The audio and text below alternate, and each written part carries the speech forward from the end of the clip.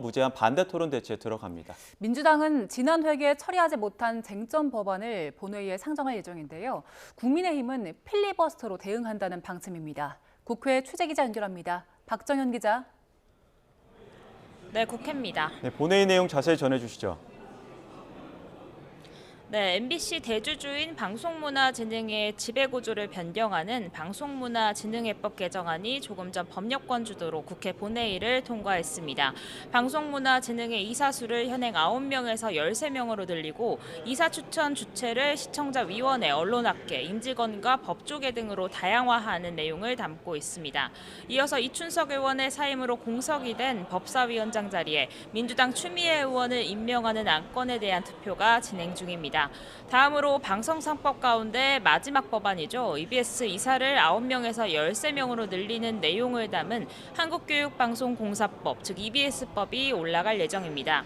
국민의힘은 무제한 토론, 필리버스터로 맞선다는 계획입니다. 앞서 열린 의원총회에서 송원석 비상대책위원장 겸 원내대표는 EBS법은 교육방송을 전권과 노조의 전리품으로 전락시키겠다는 목적이라며 총력저지 의지를 다졌습니다. 다만 필리버스터는 토론 시작 24시간이 지나고 재적의원 5분의 3 이상이 찬성하면 끝낼 수 있습니다. 법력권 의석수로 충분한 만큼 내일 24시간이 지나는 대로 필리버스터 강제 종료와 EBS법 표결이 이뤄질 전망입니다. 내일이 국민의힘 전당대회인 터라 일단 본회의는 잠시 산회합니다.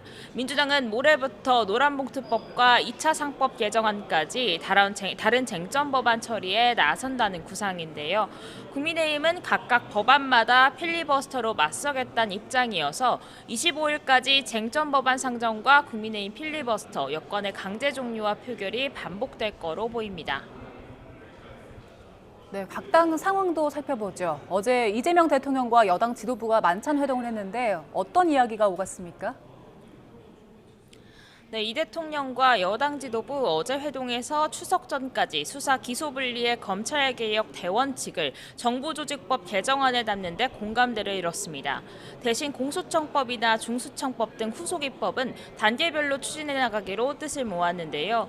그간 이 대통령이 검찰개혁 공론화를 강조하는 등 신중 기조를 보이면서 속도 조절 필요성을 두고 여권 내에서도 갑론을박이 이어졌습니다. 당정 간 불협화음 우려가 나오자 직접 만나 혼란을 매듭지은 건데 추석 전 입법이란 당 입장과 충분한 조율이란 정부 입장이 모두 반영된 절충안이라는 평가입니다. 민주당 원내 핵심 관계자는 YTN에 빠른 시간에 잘 정리됐다며 큰 틀에서 당도 정부도 만족하는 합의에 다다랐다고 자평했습니다. 네, 국민의힘 상황도 보겠습니다. 신임 지도부를 선출하는 전당대회 하루 앞으로 다가왔죠. 네, 어제부터 본격적으로 투표가 시작됐습니다. 모바일 당원 투표가 진행됐는데 투표율은 37.51%를 기록했습니다. 투표율을 두고 후보들은 각자 유리한 해석을 내놨습니다. 찬탄 후보들은 지난 전당대회 첫날 투표율보단 높은 수치라며 혁신과 개혁을 바라는 당원들의 열망이 반영된 거라고 분석했습니다.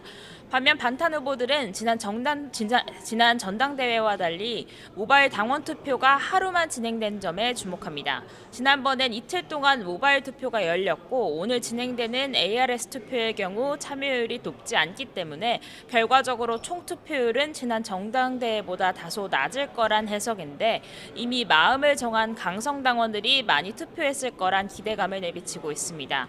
관심은 역시 결선 투표 여부입니다. 내일 과반 득표자가 나오지 않을 경우 26일 1, 2 후보자를 대상으로 한 번 더 투표가 진행되는 건데 후보가 4명이나 되는 데다가 뚜렷한 강자가 드러나지 않는 상황입니다.